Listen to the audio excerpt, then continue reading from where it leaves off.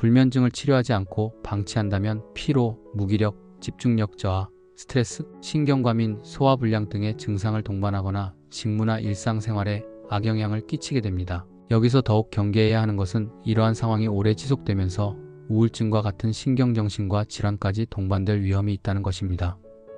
우울증이 수면장애를 유발하기도 하고 불면증이 장기화되면서 우울증으로 진행하기도 하는데 우울증은 의지로 극복할 수 있는 질환이 아닙니다.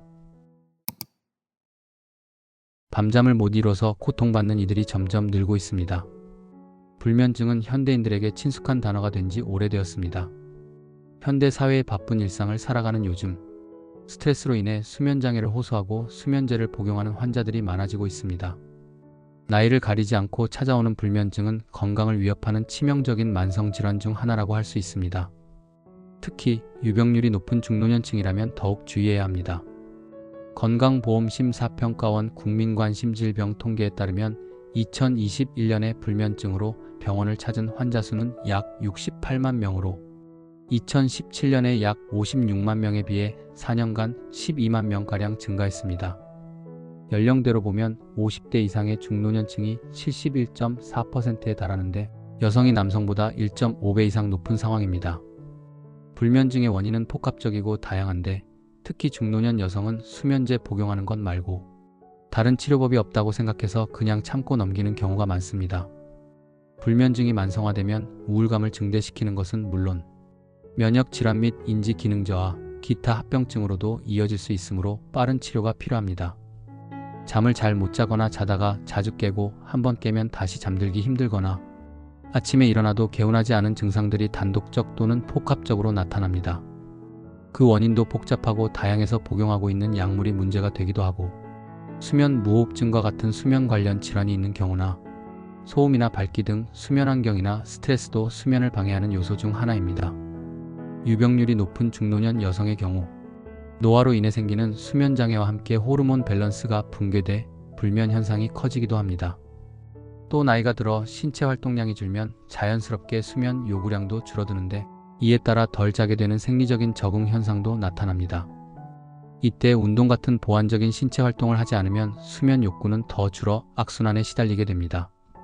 불면증이 지속돼 잠을 제대로 못 자면 기억력과 집중력이 저하되는 인지 기능에 장애가 생길 수 있고 일상생활 중 피로와 졸음 때문에 사고 위험도 증가하는 등 삶의 질이 현저히 떨어집니다.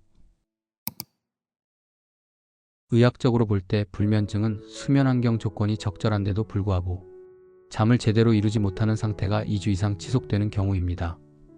불면증 환자는 잠들기 힘들거나 야간에 자주 깨거나 새벽녘에 일어나 잠을 설칩니다. 불면증에는 3가지 형태가 있습니다. 첫 번째로 일시적 불면증으로 불면증이 며칠간 지속되는 것입니다. 보통 수면 주기의 변화, 스트레스, 단기 질병에 의해 발생합니다. 두 번째로 단기 불면증입니다. 불면증이 2주에서 3주까지 지속되는 것으로 스트레스나 신체적, 정신적 질병과 관련되어 있습니다. 세 번째로 장기 혹은 만성 불면증입니다. 불면증이 몇 주 이상 지속되는 것으로 매일 밤, 대부분의 야간 시간대나 한 달에 여러 번 밤에 잠을 이루지 못합니다. 불면증의 원인으로는 생활습관 요인, 환경적 요인, 신체적 요인, 심리적 요인으로 나뉠 수 있습니다. 생활습관 요인은 흡연과 음주, 카페인 성분이 포함된 음료와 다양한 약물과 습관들이 수면 문제를 악화시키거나 불면증을 초래할 수 있습니다.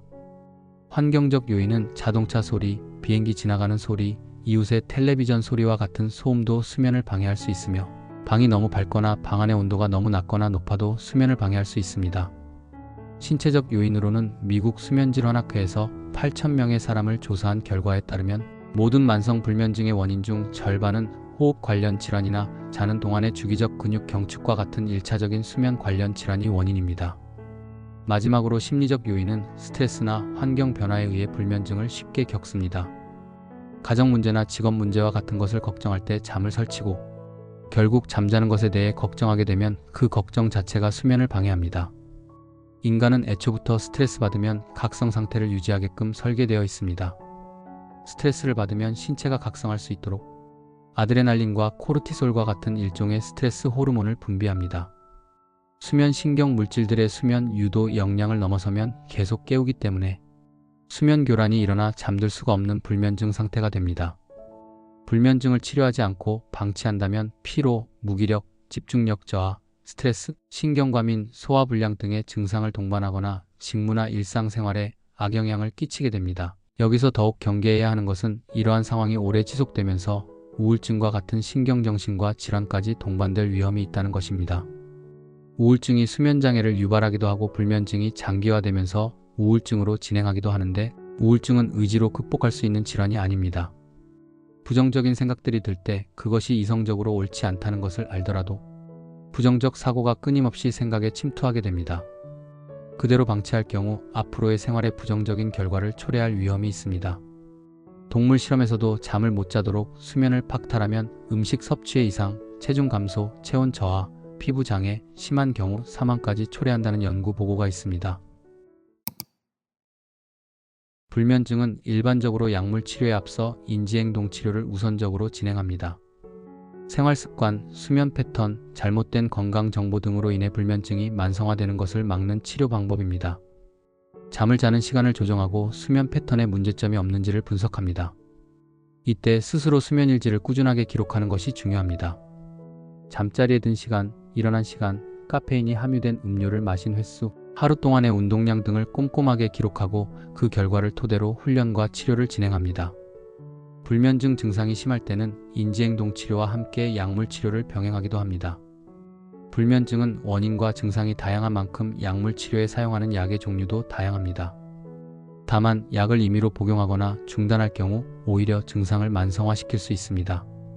특히 일부 전문의 약품은 심리적 의존성과 내성이 있기 때문에 장기 복용, 과다 복용 시 부작용이 생길 수 있어 주의가 필요합니다. 약물 치료를 두려워할 필요는 없지만 약물은 정해진 용량과 복용 시간을 정확하게 지키는 것이 중요합니다. 여러 부작용을 줄이기 위해서 단기간 적은 용량을 사용하는 것이 좋으며 간혹 처방받은 수면제는 부작용의 위험성이 생길 수 있어 전문의의 처방대로 복용하는 게 중요합니다. 불면증을 예방하고 증상을 개선하기 위해서는 무엇보다도 건강한 수면 습관과 생활 습관을 유지하는 것이 중요합니다. 기상 시간을 일정하게 유지하고 되도록 낮잠을 자지 않는 것이 좋습니다. 매일 규칙적인 운동을 하되 자기 전에는 격렬하게 운동을 하면 수면을 방해할 수 있으니 삼가야 합니다.